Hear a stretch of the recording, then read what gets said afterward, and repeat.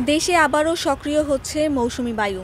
আগামী ২৪ ঘন্টার মধ্যে পশ্চিম মধ্য বঙ্গোপসাগর ও আশেপাশে এলাকায় একটি লঘুচাপ সৃষ্টি হতে পারে। এতে আগামী ৫ দিন ১৬ সেপ্টেম্বর পর্যন্ত রংপুর, ময়মনসিংহ, চট্টগ্রাম ও সিলেট সহ দেশের বিভিন্ন অঞ্চলে টানা বৃষ্টিপাতের আভাস দিয়েছে আবহাওয়া অফিস। এর মধ্যে কিছু এলাকায় হতে পারে ভারী থেকে অতি ভারী বর্ষণ।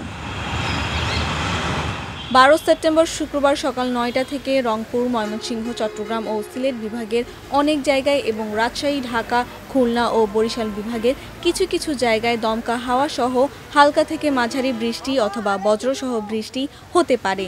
একই সঙ্গে রংপুর, ময়মনসিংহ, চট্টগ্রাম ও সিলেটের কোথাও কোথাও হতে পারে ভারী বর্ষণও।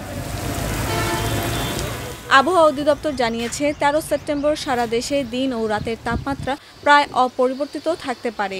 ১৪ সেপ্টেম্বর থেকে সারা দেশে তাপমাত্রা সামান্য কমতে পারে এবং বৃষ্টির পরিমাণও বাড়তে পারে।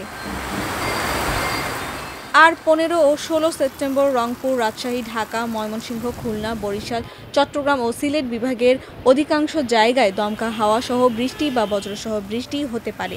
কোথাও কোথাও হতে পারে ভারী থেকে অতি ভারী বর্ষণ।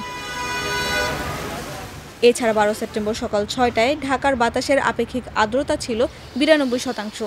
আবহাওয়াবিদরা বলছেন, টানা বৃষ্টিপাতের কারণে নদী ও খাল বিলের পানি বাড়তে পারে এবং নিম্নাঞ্চলে সাময়িক জলাবদ্ধতার শঙ্কা রয়েছে।